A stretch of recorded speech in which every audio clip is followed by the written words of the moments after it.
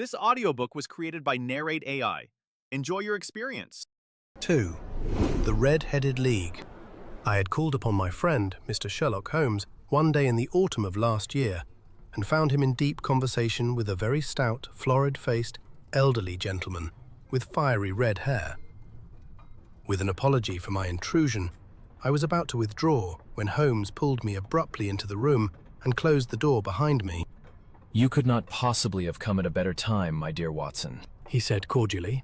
"I was afraid that you were engaged." "So I am. Very much so." "Then I can wait in the next room." "Not at all. This gentleman, Mr. Wilson, has been my partner and helper in many of my most successful cases, and I have no doubt that he will be of the utmost use to me in yours also." The stout gentleman half rose from his chair and gave a bob of greeting, with a quick little questioning glance from his small, fat encircled eyes. "Try the settee," said Holmes, relapsing into his armchair and putting his fingertips together, as was his custom when in judicial moods. "I know, my dear Watson, that you share my love of all that is bizarre and outside the conventions and humdrum routine of everyday life. You have shown your relish for it by the enthusiasm which has prompted you to chronicle and, if you will excuse my saying so, somewhat to embellish so many of my own little adventures." "Your cases have indeed been of the greatest interest to me," I observed. "You will remember that I remarked the other day, just before we went into the very simple problem presented by Miss Mary Sutherland, that for strange effects and extraordinary combinations, we must go to life itself, which is always far more daring than any effort of the imagination." A proposition which I took the liberty of doubting. "You did, Doctor, but nonetheless you must come round to my view, for otherwise I shall keep on piling fact upon fact on you until your reason breaks down under them and acknowledges me to be right. Now, Mr. Jabez Wilson here has been good enough to call upon me this morning, and to begin a narrative which promises to be one of the most singular which I have listened to for some time. You have heard me remark that the strangest and most unique things are very often connected not with the larger, but with the smaller crimes, and occasionally indeed where there is room for doubt whether any positive crime has been committed. As far as I have heard, it is impossible for me to say whether the present case is an instance of crime or not. But the course of events is certainly among the most singular that I have ever listened to. Perhaps, Mr. Wilson, you would have the great kindness to recommence your narrative. I ask you not merely because my friend Dr. Watson has not heard the opening part, but also because the peculiar nature of the story makes me anxious to have every possible detail from your lips. As a rule, when I have heard some slight indication of the course of events, I am able to guide myself by the thousands of other similar cases which occur to my memory. In the present instance, I am forced to admit that the facts are, to the best of my belief, unique." The portly client puffed out his chest with an appearance of some little pride, and pulled a dirty and wrinkled newspaper from the inside pocket of his greatcoat.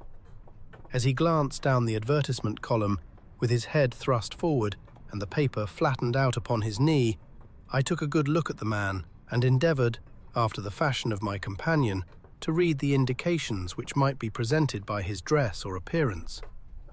I did not gain very much, however, by my inspection.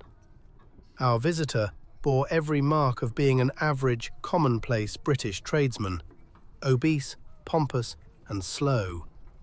He wore rather baggy grey shepherd's check trousers, a not over-clean black frock coat, unbuttoned in the front, and a drab waistcoat with a heavy brassy Albert chain, and a square pierced bit of metal dangling down as an ornament. A frayed top hat and a faded brown overcoat with a wrinkled velvet collar lay upon a chair beside him. Altogether, look as I would, there was nothing remarkable about the man save his blazing red head and the expression of extreme chagrin and discontent upon his features.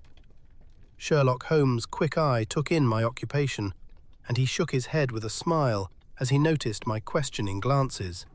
"Beyond the obvious facts that he has at some time done manual labor, that he takes snuff, that he is a Freemason, that he has been in China, and that he has done a considerable amount of writing lately, I can deduce nothing else." Mr. Jabez Wilson started up in his chair, with his forefinger upon the paper, but his eyes upon my companion. How in the name of good fortune did you know all that, Mr. Holmes? He asked. How did you know, for example, that I did manual labor? It's as true as gospel, for I began as a ship's carpenter. Your hands, my dear sir. Your right hand is quite a size larger than your left. You have worked with it, and the muscles are more developed.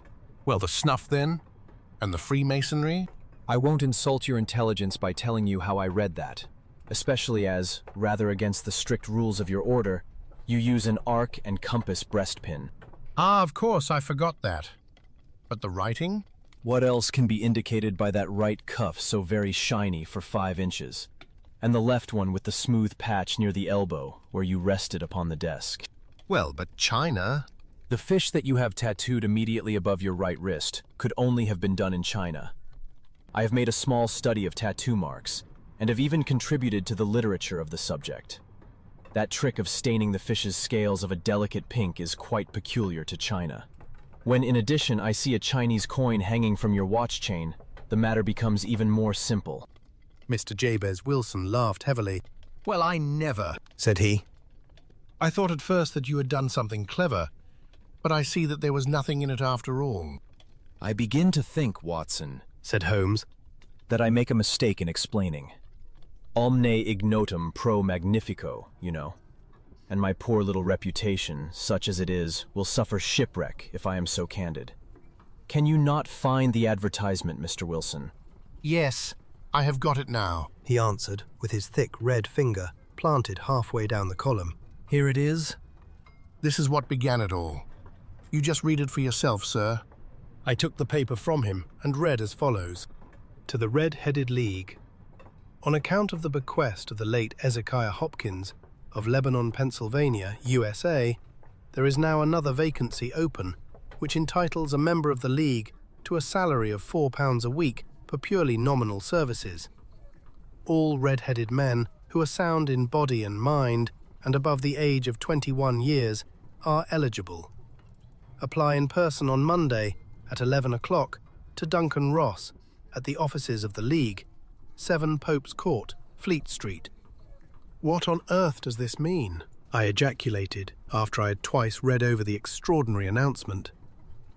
Holmes chuckled and wriggled in his chair, as was his habit when in high spirits.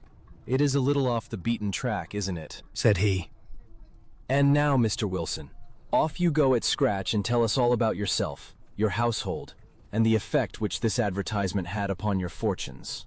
You will first make a note, Doctor, of the paper and the date. It is the Morning Chronicle of April 27, 1890. Just 2 months ago. Very good. Now, Mr. Wilson? Well, it is just as I have been telling you, Mr. Sherlock Holmes, said Jabez Wilson, mopping his forehead. I have a small pawnbroker's business at Coburg Square near the city. It's not a very large affair, and of late years, it has not done more than just give me a living. I used to be able to keep 2 assistants, but now I only keep 1. And I would have a job to pay him, but that he is willing to come for half wages so as to learn the business.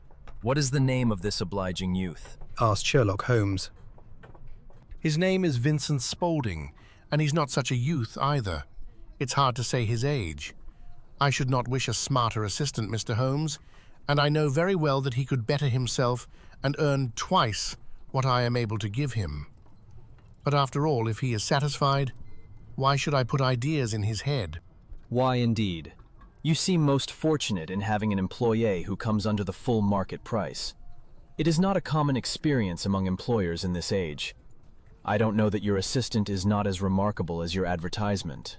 Oh, he has his faults too, said Mr. Wilson. Never was such a fellow for photography, snapping away with a camera when he ought to be improving his mind, and then diving down into the cellar like a rabbit into its hole to develop his pictures. That is his main fault.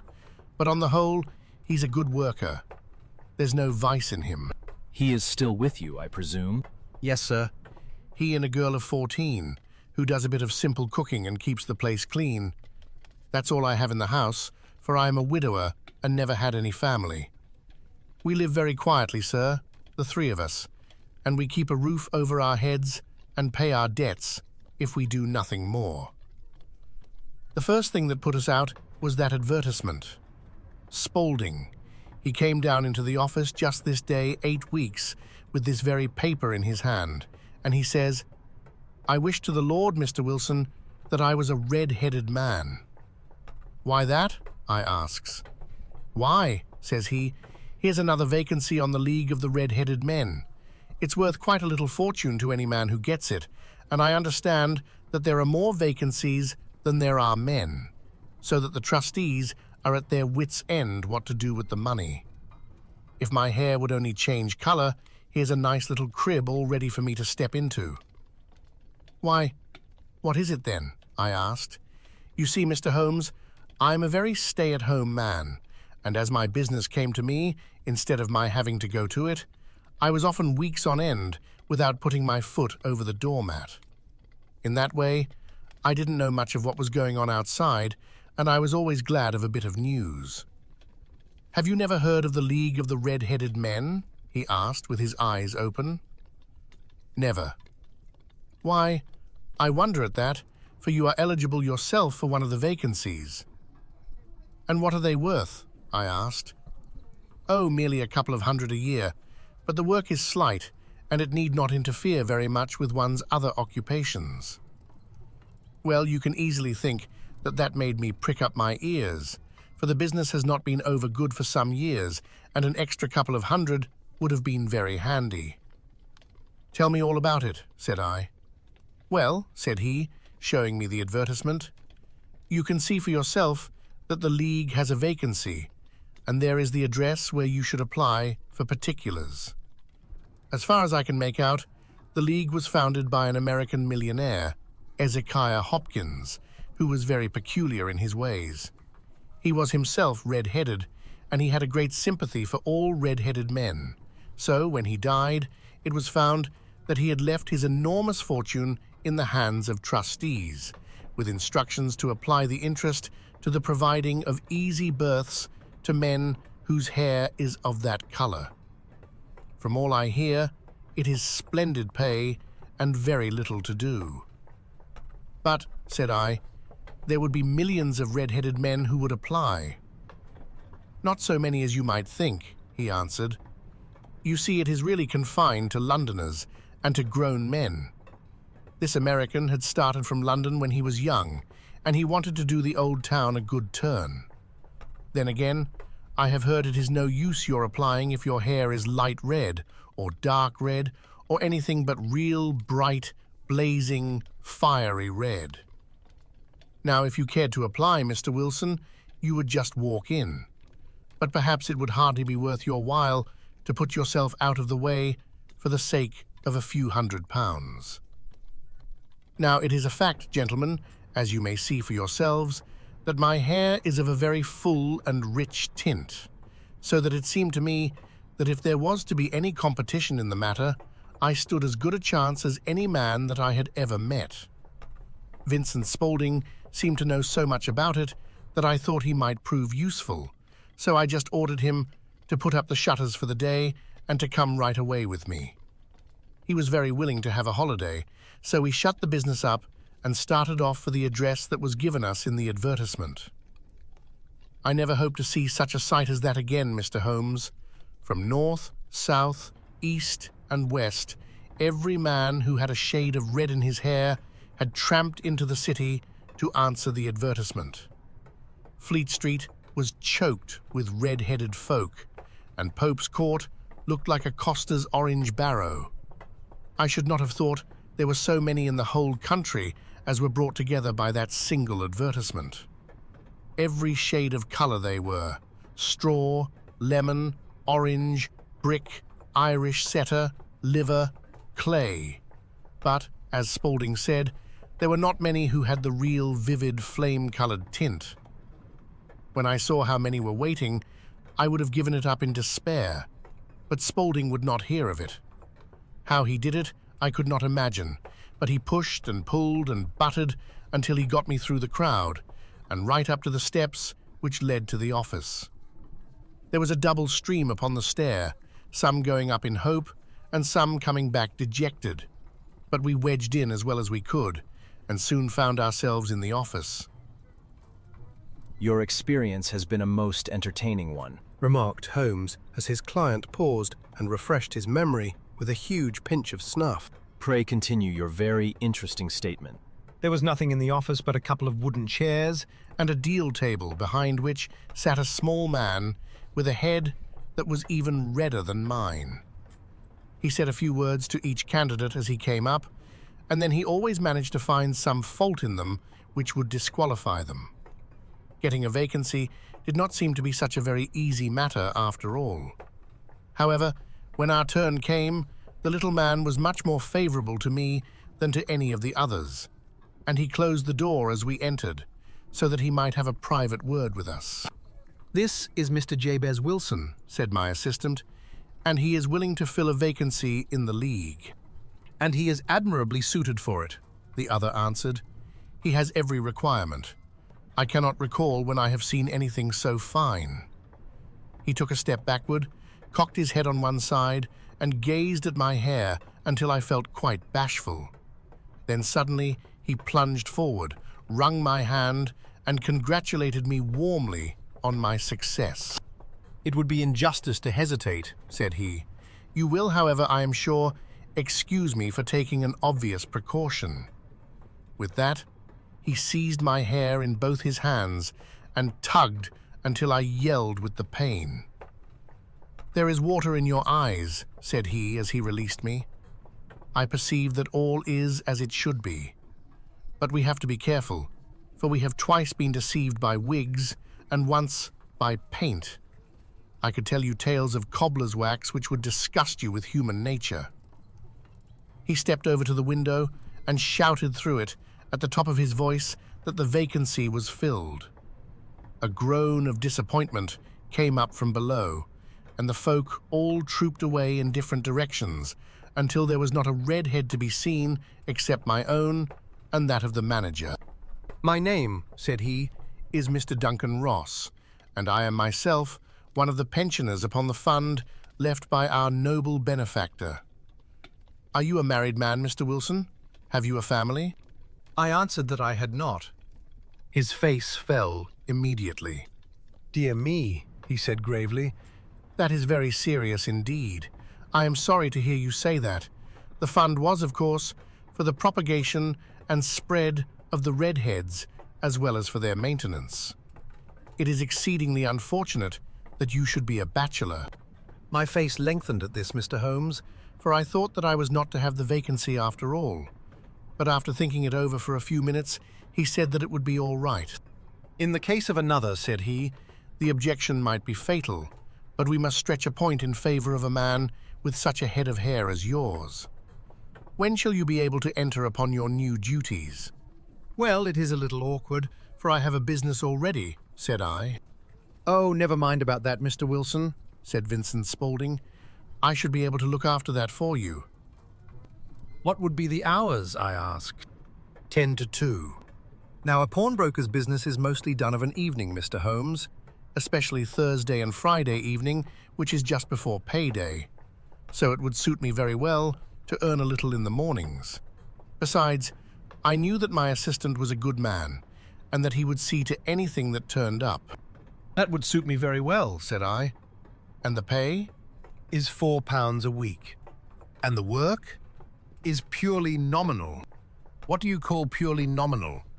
"Well, you have to be in the office, or at least in the building, the whole time. If you leave, you forfeit your whole position forever. The will is very clear upon that point. You don't comply with the conditions if you budge from the office during that time." "It's only 4 hours a day, and I should not think of leaving," said I. "No excuse will avail," said Mr. Duncan Ross. "Neither sickness nor business nor anything else. There you must stay, or you lose your billet." "And the work?" "Is to copy out the Encyclopedia Britannica. There is the first volume of it in that press. You must find your own ink, pens and blotting paper, but we provide this table and chair. Will you be ready tomorrow?" "Certainly," I answered. "Then goodbye, Mr. Jabez Wilson, and let me congratulate you once more on the important position which you have been fortunate enough to gain." He bowed me out of the room, and I went home with my assistant, hardly knowing what to say or do. I was so pleased at my own good fortune. Well, I thought over the matter all day, and by evening I was in low spirits again, for I had quite persuaded myself that the whole affair must be some great hoax or fraud, though what its object might be, I could not imagine. It seemed altogether past belief that anyone could make such a will, or that they would pay such a sum for doing anything so simple as copying out the Encyclopedia Britannica. Vincent Spaulding did what he could to cheer me up, but by bedtime I had reasoned myself out of the whole thing. However, in the morning, I determined to have a look at it anyhow, so I bought a penny bottle of ink, and with a quill pen and 7 sheets of foolscap paper, I started off for Pope's Court. Well, to my surprise and delight, everything was as right as possible. The table was set out ready for me, and Mr. Duncan Ross was there to see that I got fairly to work. He started me off upon the letter A, and then he left me. But he would drop in from time to time to see that all was right with me. At 2 o'clock, he bade me good day, complimented me upon the amount that I had written, and locked the door of the office after me. This went on day after day, Mr. Holmes, and on Saturday the manager came in and planked down 4 golden sovereigns for my week's work. It was the same next week, and the same the week after. Every morning I was there at 10, and every afternoon I left at 2. By degrees, Mr. Duncan Ross took to coming in only once of a morning, and then, after a time, he did not come in at all. Still, of course, I never dared to leave the room for an instant, for I was not sure when he might come, and the billet was such a good one, and suited me so well, that I would not risk the loss of it. 8 weeks passed away like this, and I had written about abbots and archery and armour and architecture and Attica, and hoped with diligence that I might get on to the B's before very long. It cost me something in foolscap, and I had pretty nearly filled a shelf with my writings. And then suddenly, the whole business came to an end. To an end? Yes, sir, and no later than this morning. I went to my work as usual at 10 o'clock, but the door was shut and locked, with a little square of cardboard hammered onto the middle of the panel with a tack. Here it is, and you can read for yourself. He held up a piece of white cardboard about the size of a sheet of notepaper. It read in this fashion: "The Red-Headed League is dissolved. October 9th, 1890. Sherlock Holmes and I surveyed this curt announcement and the rueful face behind it, until the comical side of the affair so completely overtopped every other consideration that we both burst out into a roar of laughter. "I cannot see that there is anything very funny," cried our client, flushing up to the roots of his flaming head. "If you can do nothing better than laugh at me, I can go elsewhere." No, no, cried Holmes, shoving him back into the chair from which he had half risen. I really wouldn't miss your case for the world. It is most refreshingly unusual. But there is, if you will excuse my saying so, something just a little funny about it. Pray, what steps did you take when you found the card upon the door? "I was staggered, sir. I did not know what to do. Then I called at the offices round, but none of them seemed to know anything about it. Finally, I went to the landlord, who is an accountant living on the ground floor, and I asked him if he could tell me what had become of the Red-Headed League. He said that he had never heard of any such body. Then I asked him who Mr. Duncan Ross was. He answered that the name was new to him. "Well," said I, "the gentleman at number 4. "What, the red-headed man?" "Yes." "Oh," said he, "his name was William Morris. He was a solicitor, and was using my room as a temporary convenience until his new premises were ready. He moved out yesterday." "Where could I find him?" "Oh, at his new offices. He did tell me the address. Yes, 17 King Edward Street, near St. Paul's." I started off, Mr. Holmes, but when I got to that address, it was a manufactory of artificial kneecaps, and no one in it had ever heard of either Mr. William Morris or Mr. Duncan Ross. And what did you do then? asked Holmes. I went home to Saxe-Coburg Square, and I took the advice of my assistant. But he could not help me in any way. He could only say that if I waited, I should hear by post. But that was not quite good enough, Mr. Holmes. I did not wish to lose such a place without a struggle. So, as I had heard that you were good enough to give advice to poor folk who were in need of it, I came right away to you. And you did very wisely, said Holmes. Your case is an exceedingly remarkable one, and I shall be happy to look into it. From what you have told me, I think that it is possible that graver issues hang from it than might at first sight appear. Grave enough? Said Mr. Jabez Wilson. Why, I have lost £4 a week. As far as you are personally concerned, Remarked Holmes. I do not see that you have any grievance against this extraordinary league. On the contrary, you are, as I understand, richer by some £30, to say nothing of the minute knowledge which you have gained on every subject which comes under the letter A. You have lost nothing by them. No, sir, but I want to find out about them, and who they are, and what their object was in playing this prank, if it was a prank, upon me. It was a pretty expensive joke for them, for it cost them £32. We shall endeavor to clear up these points for you. And first, 1 or 2 questions, Mr. Wilson. This assistant of yours who first called your attention to the advertisement, how long had he been with you? About a month then. How did he come? In answer to an advertisement. Was he the only applicant? No, I had a dozen. Why did you pick him? Because he was handy and would come cheap. At half wages, in fact. Yes.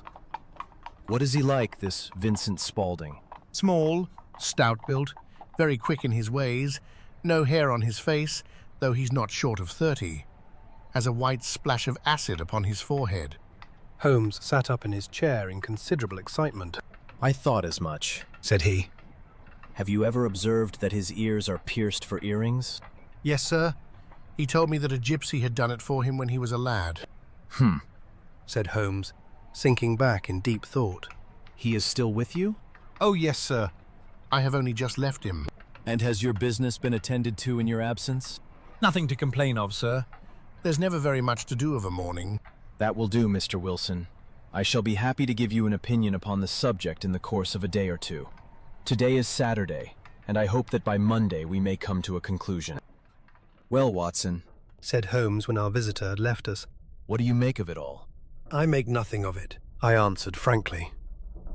It is a most mysterious business, As a rule, said Holmes. the more bizarre a thing is, the less mysterious it proves to be. It is your commonplace, featureless crimes which are really puzzling, just as a commonplace face is the most difficult to identify. But I must be prompt over this matter.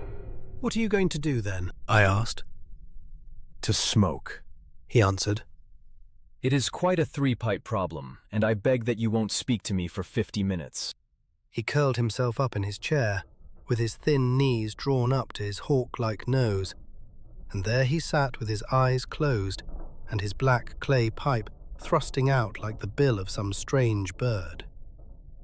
I had come to the conclusion that he had dropped asleep, and indeed was nodding myself, when he suddenly sprang out of his chair with the gesture of a man who has made up his mind and put his pipe down upon the mantelpiece. Sarasate plays at the St. James's Hall this afternoon, He remarked. What do you think, Watson? Could your patients spare you for a few hours? I have nothing to do today. My practice is never very absorbing. Then put on your hat and come. I'm going through the city first, and we can have some lunch on the way. I observe that there is a good deal of German music on the program, which is rather more to my taste than Italian or French. It is introspective, and I want to introspect. Come along. We travelled by the underground as far as Aldersgate, and a short walk took us to Saxe-Coburg Square, the scene of the singular story which we had listened to in the morning. It was a poky, little shabby genteel place, where 4 lines of dingy 2-storied brick houses looked out into a small railed-in enclosure, where a lawn of weedy grass and a few clumps of faded laurel bushes made a hard fight against a smoke-laden and uncongenial atmosphere. 3 gilt balls and a brown board with Jabez Wilson in white letters, upon a corner house, announced the place where our red-headed client carried on his business. Sherlock Holmes stopped in front of it, with his head on one side, and looked it all over, with his eyes shining brightly between puckered lids. Then he walked slowly up the street, and then down again to the corner, still looking keenly at the houses. Finally, he returned to the pawnbroker's, and, having thumped vigorously upon the pavement with his stick 2 or 3 times, he went up to the door and knocked. It was instantly opened by a bright-looking, clean-shaven young fellow who asked him to step in. Thank you, Said Holmes. I only wished to ask you how you would go from here to the Strand. 3rd right, 4th left. Answered the assistant promptly, closing the door. Smart fellow, that. Observed Holmes as we walked away. He is, in my judgment, the 4th smartest man in London, and for daring, I am not sure that he has not a claim to be 3rd. I have known something of him before. Evidently, said I. Mr. Wilson's assistant counts for a good deal in this mystery of the Red-Headed League. I am sure that you inquired your way merely in order that you might see him. Not him. What then? The knees of his trousers. And what did you see? What I expected to see. Why did you beat the pavement? My dear doctor, this is a time for observation, not for talk. We are spies in an enemy's country. We know something of Saxe-Coburg Square. Let us now explore the parts which lie behind it. The road in which we found ourselves, as we turned round the corner from the retired Saxe-Coburg Square, presented as great a contrast to it as the front of a picture does to the back. It was one of the main arteries which conveyed the traffic of the city to the north and west. The roadway was blocked with the immense stream of commerce flowing in a double tide inward and outward, while the footpaths were black with the hurrying swarm of pedestrians. It was difficult to realize, as we looked at the line of fine shops and stately business premises, that they really abutted on the other side upon the faded and stagnant square which we had just quitted. Let me see, said Holmes, standing at the corner and glancing along the line. I should like just to remember the order of the houses here. It is a hobby of mine to have an exact knowledge of London. There is Mortimer's, the tobacconist, the little newspaper shop, the Coburg branch of the City and Suburban Bank, the vegetarian restaurant, and McFarlane's carriage building depot. That carries us right on to the other block. And now, Doctor, we've done our work, so it's time we had some play. A sandwich and a cup of coffee, and then off to Violin Land, where all is sweetness and delicacy and harmony, and there are no red-headed clients to vex us with their conundrums. My friend was an enthusiastic musician, being himself not only a very capable performer, but a composer of no ordinary merit. All the afternoon he sat in the stalls, wrapped in the most perfect happiness, gently waving his long, thin fingers in time to the music, while his gently smiling face and his languid, dreamy eyes were as unlike those of Holmes the sleuth-hound, Holmes the relentless, keen-witted, ready-handed criminal agent, as it was possible to conceive. In his singular character, the dual nature alternately asserted itself, and his extreme exactness and astuteness represented, as I have often thought, the reaction against the poetic and contemplative mood which occasionally predominated in him. The swing of his nature took him from extreme languor to devouring energy, and as I knew well, he was never so truly formidable as when, for days on end, he had been lounging in his armchair amid his improvisations and his black-letter editions. Then it was that the lust of the chase would suddenly come upon him, and that his brilliant reasoning power would rise to the level of intuition, until those who were unacquainted with his methods would look askance at him as on a man whose knowledge was not that of other mortals. When I saw him that afternoon, so enwrapped in the music at St. James's Hall, I felt that an evil time might be coming upon those whom he had set himself to hunt down. You want to go home, no doubt, Doctor, he remarked as we emerged. Yes, it would be as well. And I have some business to do which will take some hours. This business at Coburg Square is serious. Why serious? A considerable crime is in contemplation. I have every reason to believe that we shall be in time to stop it. But today being Saturday rather complicates matters. I shall want your help tonight. At what time? 10 will be early enough. I shall be at Baker Street at 10. Very well. And I say, Doctor, there may be some little danger, so kindly put your army revolver in your pocket. He waved his hand, turned on his heel, and disappeared in an instant among the crowd. I trust that I am not more dense than my neighbours, but I was always oppressed with a sense of my own stupidity in my dealings with Sherlock Holmes. Here I had heard what he had heard, I had seen what he had seen, and yet from his words it was evident that he saw clearly not only what had happened, but what was about to happen, while to me the whole business was still confused and grotesque. As I drove home to my house in Kensington, I thought over it all, from the extraordinary story of the red-headed copier of the encyclopedia down to the visit to Saxe-Coburg Square and the ominous words with which he had parted from me. What was this nocturnal expedition, and why should I go armed? Where were we going, and what were we to do? I had the hint from Holmes that this smooth-faced pawnbroker's assistant was a formidable man, a man who might play a deep game. I tried to puzzle it out, but gave it up in despair and set the matter aside until night should bring an explanation. It was 9:15 when I started from home and made my way across the park, and so through Oxford Street to Baker Street. 2 hansoms were standing at the door, and as I entered the passage, I heard the sound of voices from above.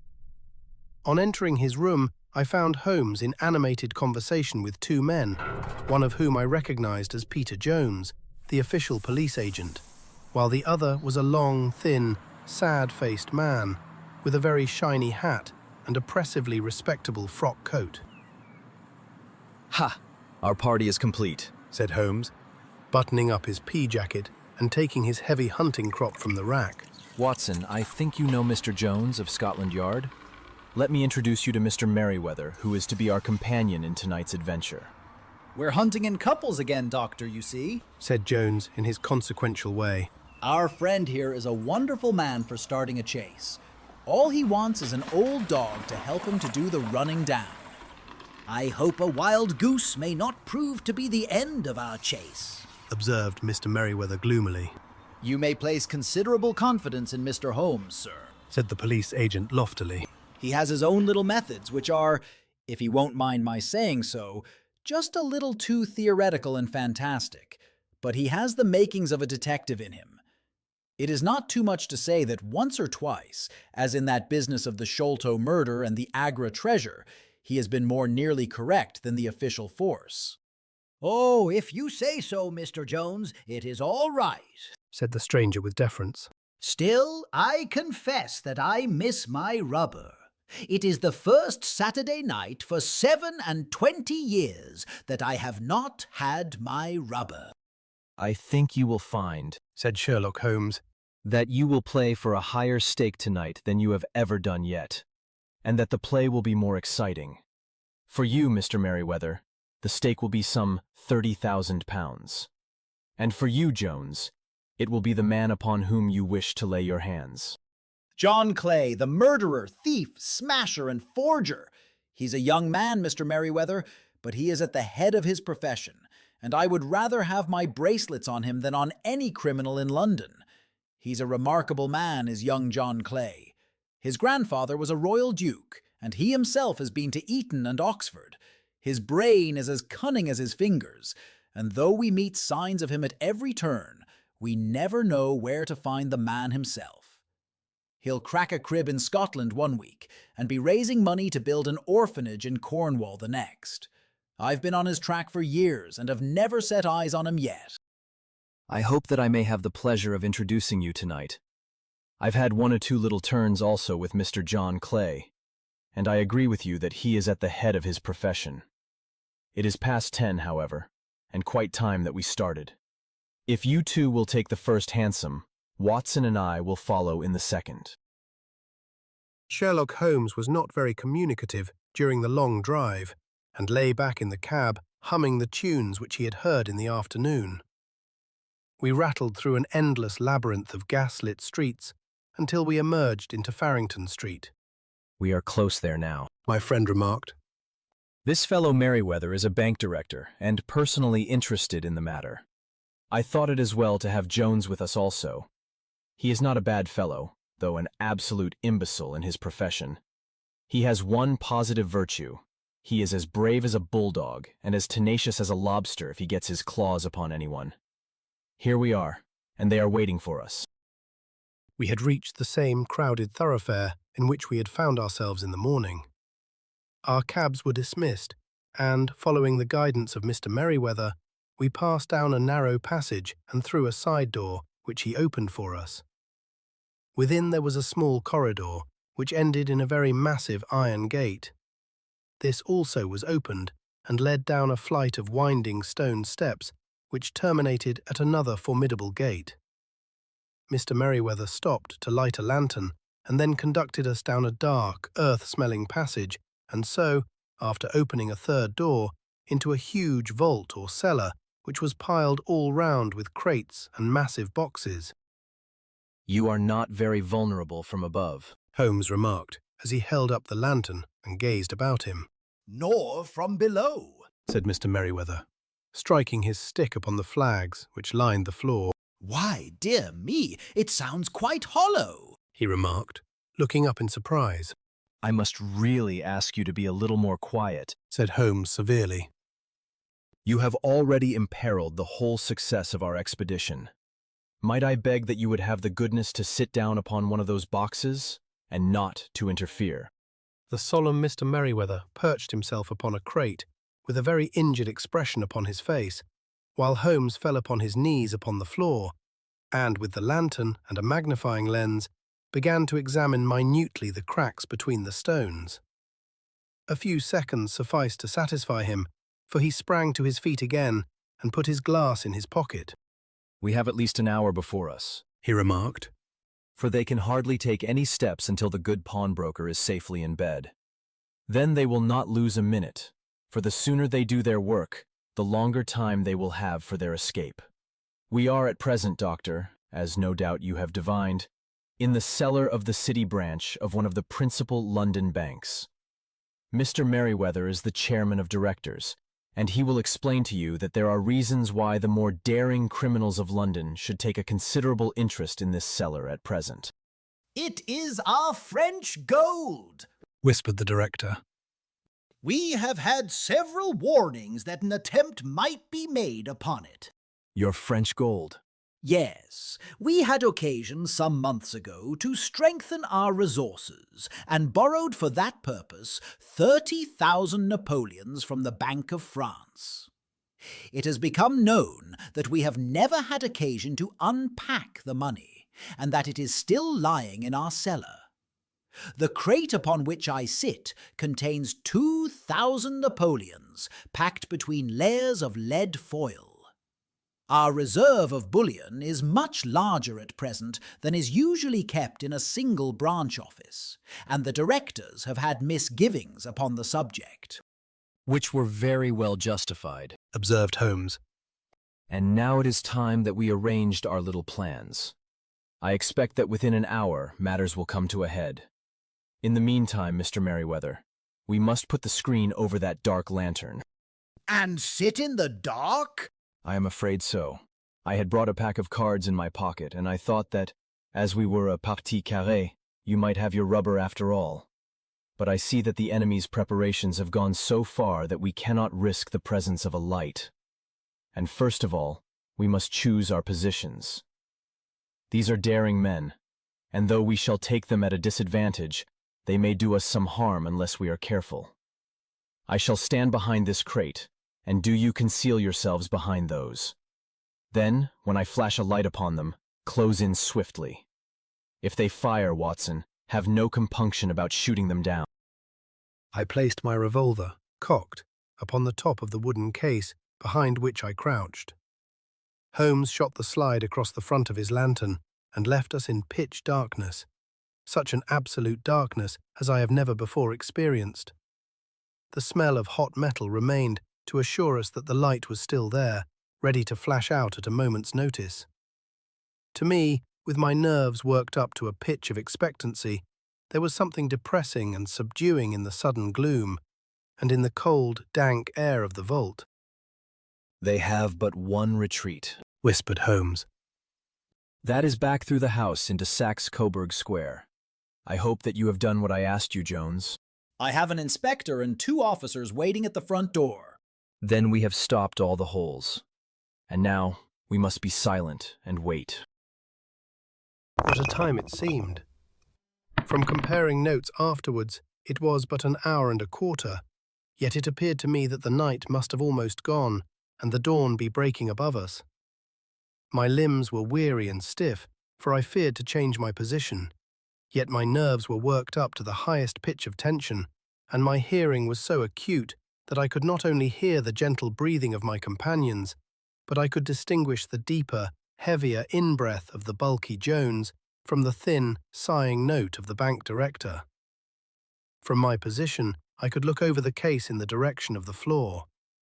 Suddenly my eyes caught the glint of a light. At first, it was but a lurid spark upon the stone pavement. Then it lengthened out until it became a yellow line, and then, without any warning or sound, a gash seemed to open and a hand appeared, a white, almost womanly hand, which felt about in the centre of the little area of light. For a minute or more, the hand, with its writhing fingers, protruded out of the floor. Then it was withdrawn as suddenly as it appeared, and all was dark again, save the single lurid spark which marked a chink between the stones. Its disappearance, however, was but momentary. With a rending, tearing sound, one of the broad, white stones turned over upon its side and left a square, gaping hole, through which streamed the light of a lantern. Over the edge there peeped a clean-cut, boyish face, which looked keenly about it, and then, with a hand on either side of the aperture, drew itself shoulder-high and waist-high, until one knee rested upon the edge. In another instant, he stood at the side of the hole, and was hauling after him a companion, lithe and small like himself, with a pale face and a shock of very red hair. It's all clear. He whispered. Have you the chisel and the bags? Great Scott! Jump, Archie, jump, and I'll swing for it! Sherlock Holmes had sprung out and seized the intruder by the collar. The other dived down the hole, and I heard the sound of rending cloth as Jones clutched at his skirts. The light flashed upon the barrel of a revolver, but Holmes' hunting crop came down on the man's wrist, and the pistol clinked upon the stone floor. It's no use, John Clay, Said Holmes blandly. You have no chance at all.